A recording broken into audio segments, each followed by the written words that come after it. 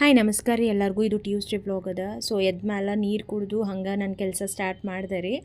Already ಎಲ್ಲ ಕಾಳು ಹಾಕಿ ರಾತ್ರಿ ನೆನೆ ಇಟ್ಟಿದ್ದೆ ರೀ. ಪಲ್ಯ ಅದೇ ಮಾಡ್ಕೊಂಡ್ರಾಯ್ತು ಅಂತ ಅದ ಕುಕ್ಕರ್ನಾಗ ಒಂದು 3-4 ವಿಸಿಲ್ಸ್ ಹಾಕ್ಸಿದ್ದೆ ರೀ. ಅಲಸಂದಿ ಕಾಳು ಹಾಕಿದ್ದೆ, ಹೆಸರು ಕಾಳು ಹಾಕಿದ್ದೆ, ಕಡ್ಲೆ ಕಾಳು ಹಾಕಿದ್ದೆ, ಆಮೇಲೆ ಲೋಬಿಯಾ ಅಂತ ಹೇಳ್ತಾರಲ್ಲ ಅದು ಹಾಕಿದ್ದೆ ರೀ.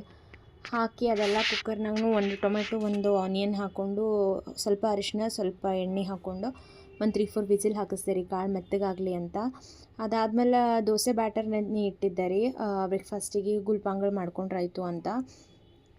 ಆಮೇಲೆ ಲಂಚಿಗೆ ಅದೇ ಕಾಳು ಪಲ್ಯನೇ ಆಗ್ತದೆ, ಸಾಂಬಾರು ಥರನೂ ಮಾಡಿದ್ದೆ ಮತ್ತು ಪಲ್ಯನೂ ಮಾಡಿದ್ದೆ, ನಡೀತದೆ ಎರಡಕ್ಕೆ ಅಂತ. ಆಮೇಲೆ ಗುಲ್ಪಂಗಳು ರೆಡಿ ಮಾಡಿಕೊಂಡು ಚಟ್ನಿನೂ ರೆಡಿ ಮಾಡ್ಕೊಂಡೆ ರೀ. ಅದ್ವೈತಿಗೂ ಇದೆ ಗುಲ್ಪಂಗ್ಳ ಮತ್ತು ಅದು ಕಾಳು ಸಾಂಬಾರು ಹಚ್ಚಿ ತಿನ್ನಿಸ್ದೆ. ಚಟ್ನಿ, ಕೊಬ್ಬರಿ ಚಟ್ನಿ ತಿನ್ನಂಗಿಲ್ಲ ರೀ ಅವ.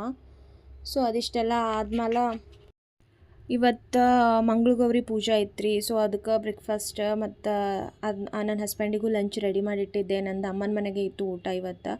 ಆರತಿ ನೈವೇದ್ಯ ನಾ ಇಲ್ಲೇ ನಮ್ಮ ಮನ್ಯಾಗ ಮಾಡಬೇಕು ಅಂದ್ರೆ ಅದ್ವೈತ ಇರ್ತಾನಂತ ಆಗಂಗಿಲ್ಲ ರೀ. ಸೊ ಅಮ್ಮನ ಎಲ್ಲ ರೆಡಿ ಮಾಡಿರ್ತೀನಿ, ನೀ ಬಾ ಅಂತ ಹೇಳಿದರು. ಸೊ ಅದಕ್ಕೆ ಚಪಾತಿ, ಪಲ್ಯ, ಗುಲ್ಪಂಗ್ಳ ಚಟ್ನಿ ಎಲ್ಲ ಮಾಡಿ ರೆಡಿ ಮಾಡಿಟ್ಟು ಅದ್ವೈತಗೆ ಬ್ರೇಕ್ಫಾಸ್ಟ್ ಎಲ್ಲ ಮಾಡಿಸಿ ಅಮ್ಮನ ಮನೆಗೆ ಹೋಗಿದ್ದೆ ರೀ. ಅಲ್ಲೆಲ್ಲ ಪೂಜೆ ಮಾಡಿಕೊಂಡೆ. ಮಂಗಳಗೌರಿ ಮ್ಯಾರೇಜ್ ಆದಮೇಲೆ 5 ಇಯರ್ಸ್ ಮಾಡೋದು ಇರ್ತದಲ್ಲ ರೀ.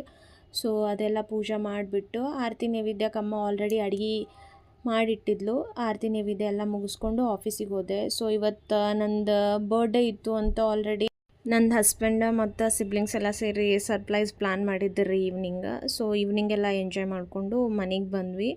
ಸೊ ಇವತ್ತಿನ ವ್ಲಾಗ್ ಇಲ್ಲಿಗೆ ಮುಗೀತು ರೀ. Thank you for watching.